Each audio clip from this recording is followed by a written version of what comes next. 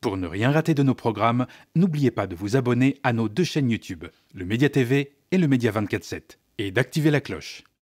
Salut à toutes et à tous, vous êtes sur le Média et vous regardez Les Indiscrets, votre rendez-vous hebdomadaire porté par Niels Wilke.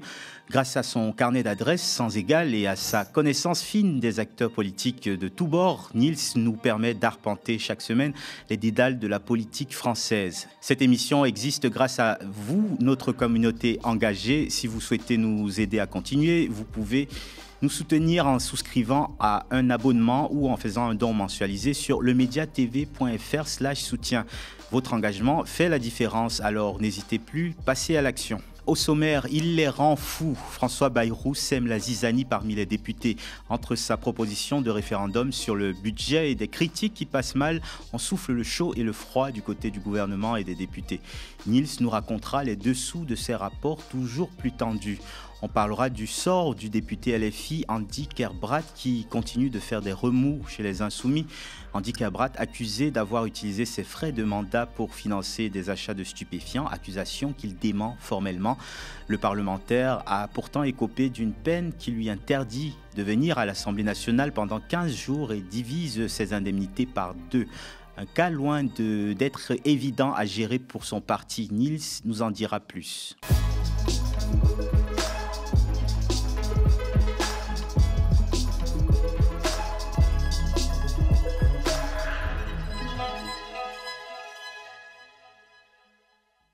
Salut Niels. Salut Fabrice, salut à tous et à toutes. Alors, rien ne va plus, Niels, entre les députés et François Bayrou. Oui, c'est le cas de le dire. On a un Premier ministre qui est déjà affaibli par le scandale Betaram, qui n'a pas de majorité à l'Assemblée, comme Emmanuel Macron d'ailleurs. Et il a braqué cette fois les parlementaires avec une proposition de référendum sur le budget.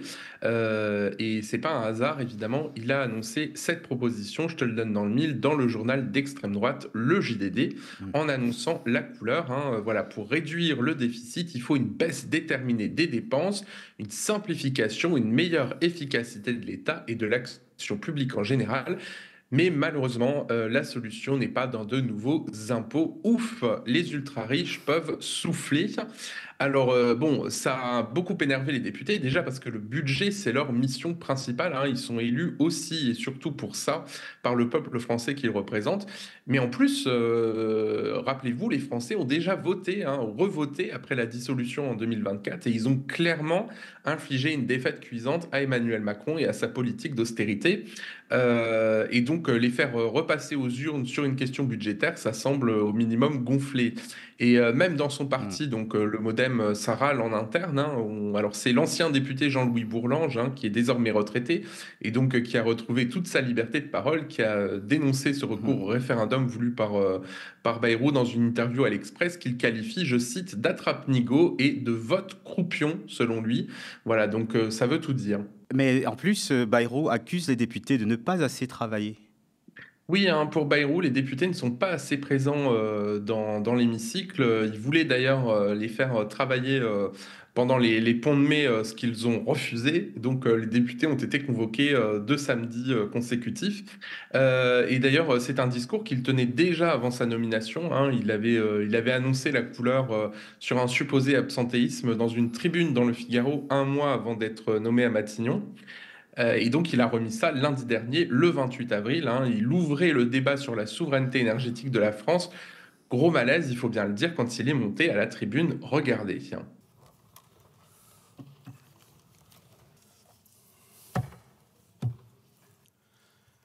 Voilà, le moins qu'on puisse dire, c'est qu'il n'y a pas foule. Alors, il a tenté l'ironie avec une petite pirouette. Écoutez notre Premier ministre. Madame la Présidente, Mesdames et Messieurs les députés, l'importance de ce débat n'échappera à personne. Il suffit de jeter un coup d'œil périphérique pour savoir à quel point nous sommes les uns et les autres préoccupés par cette question centrale de notre souveraineté énergétique.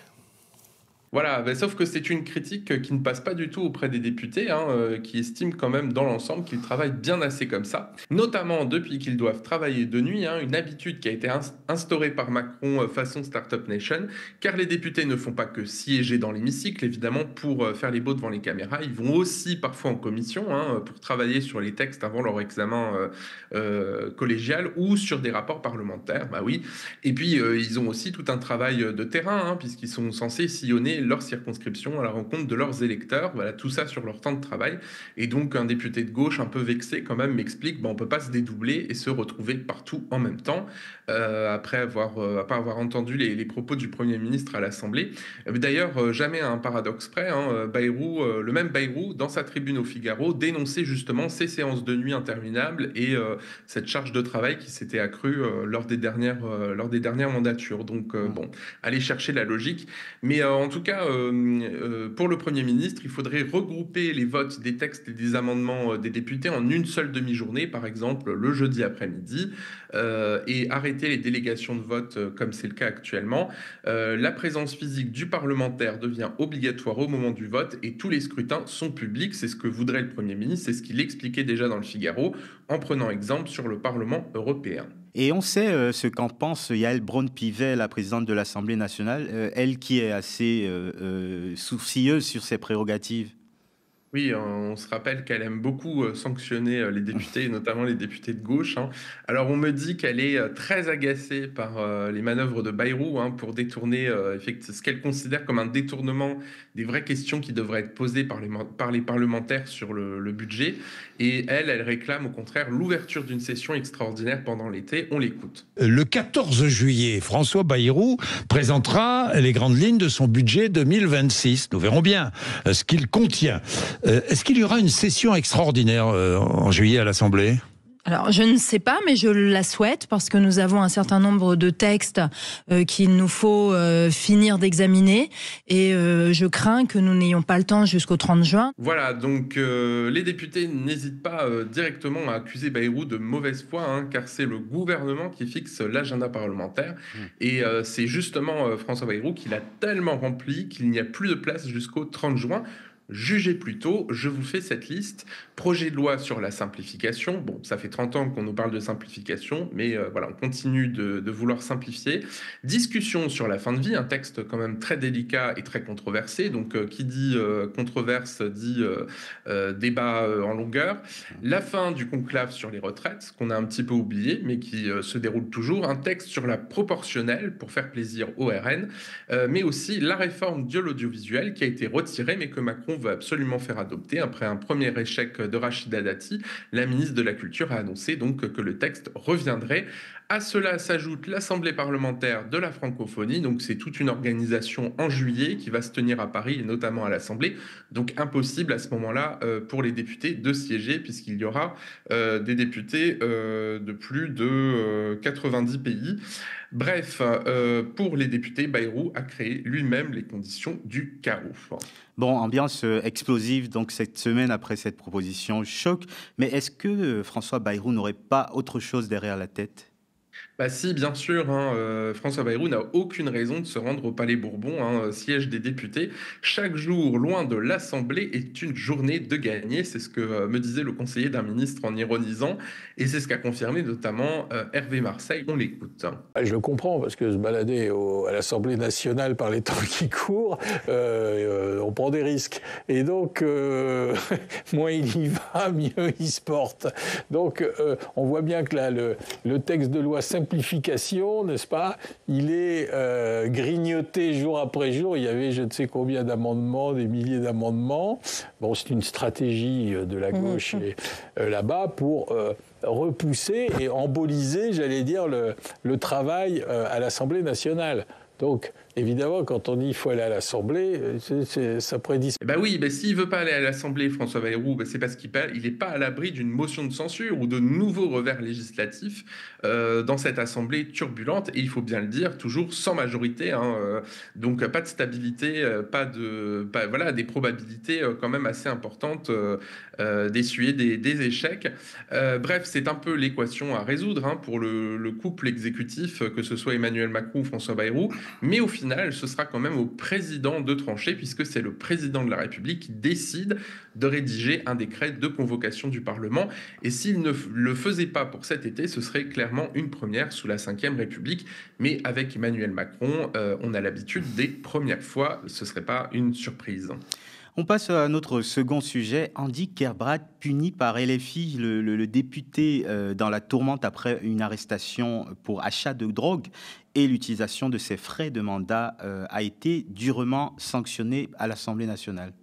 Oui, Andy Kerbrad, il a écopé mercredi d'une censure avec exclusion temporaire par le bureau de l'Assemblée. Alors, c'est l'instance disciplinaire de l'institution, c'est un peu le conseil de discipline, hein, comme dans les établissements.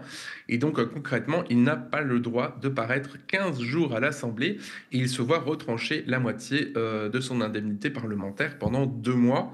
On écoute donc le vote qui a eu lieu en hémicycle à l'Assemblée pour avaliser cette sanction du bureau. Regardez. Demandez maintenant aux députés qui se prononcent en faveur de la censure avec exclusion temporaire de M. Andy Kerbrad de bien vouloir lever la main.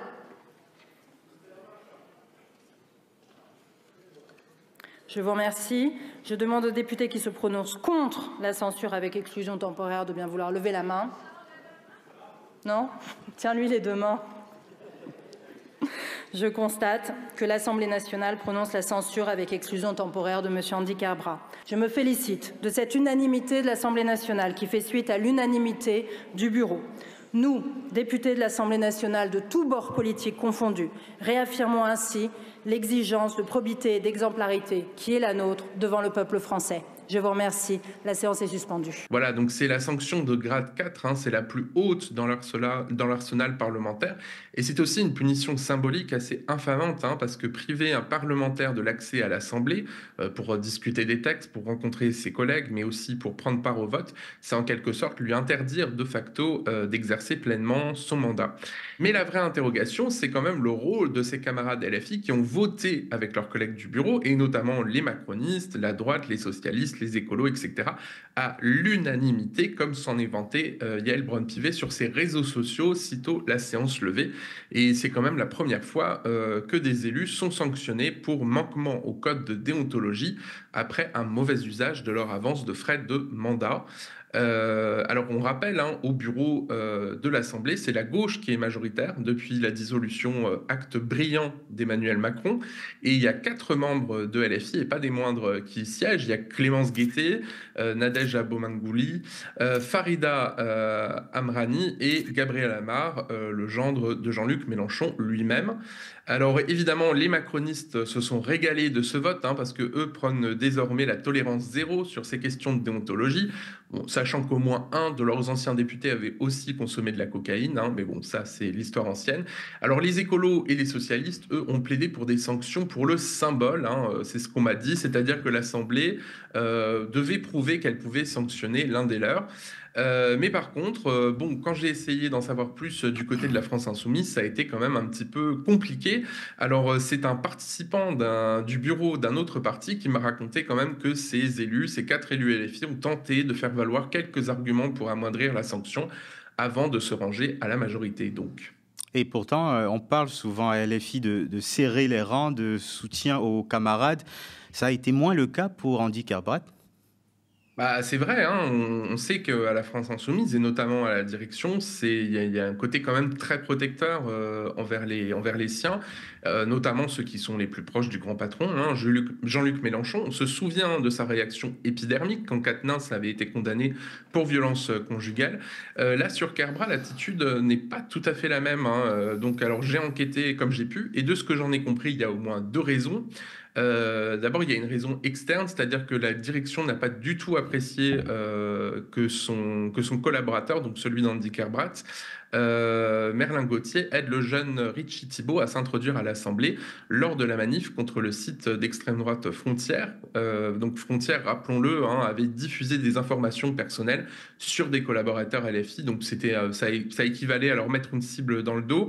Donc il y avait eu une manif, hein, au Palais Bourbon pour interpeller les députés, puis surtout la présidence de l'Assemblée.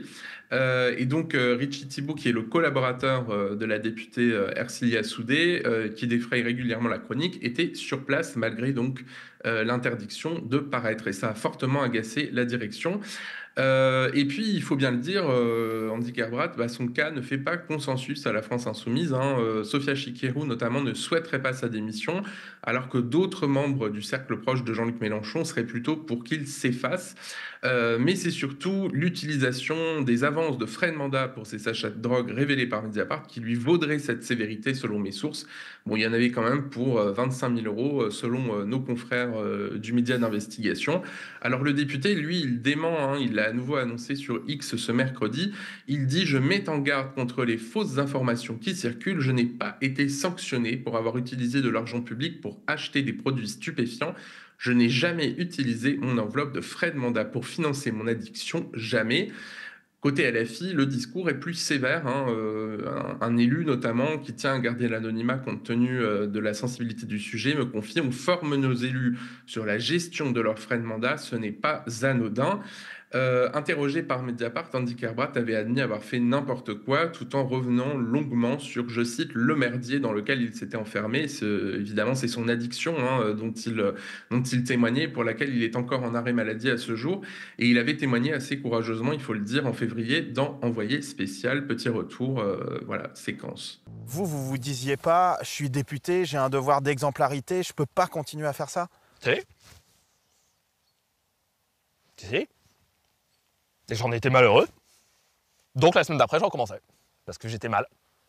Et un engrenage et ça tourne. Et vous aviez conscience de ça, vous, d'être plongé dans cet engrenage? Mais non, sur le moment T, on repousse. C'est d'ailleurs tout le problème. C'est à la sortie. Et à la sortie, tout le monde s'est dit « Ah, plus jamais ». La semaine d'après, ça recommence. Quand on consomme, quand vous consommiez, est-ce que vous pensiez au règlement de compte que ça peut générer? Aux livreurs qui sont mineurs, est-ce que... Bien sûr que non. Quand on consomme, on n'a pas conscience de ça. Voilà, alors en attendant, il a déjà remboursé 95% des sommes concernées à la fin de l'année 2024 et il s'est engagé à procéder au remboursement demandé sur la part restante. Et le débat sur son avenir au sein de la France insoumise semble rester entier, mais c'est vrai qu'une partie de ses camarades apparemment est en train de le lâcher. Merci beaucoup Nils et merci à vous d'avoir regardé cette émission. Dites-nous ce que vous en avez pensé en commentaire si vous nous regardez sur YouTube ou via l'adresse contact@lemediatv.fr. Si vous nous avez regardé à la télévision, partagez cette vidéo, mettez des petits pouces en haut. Regardez-nous sur YouTube, mais aussi sur le canal 165 de la Freebox sur Molotov. Et si vous le pouvez, bien entendu, sautez le pas, devenez sociétaire, abonné ou donateur du média en allant sur lemediatv.fr/soutien. Restez connectés aux médias.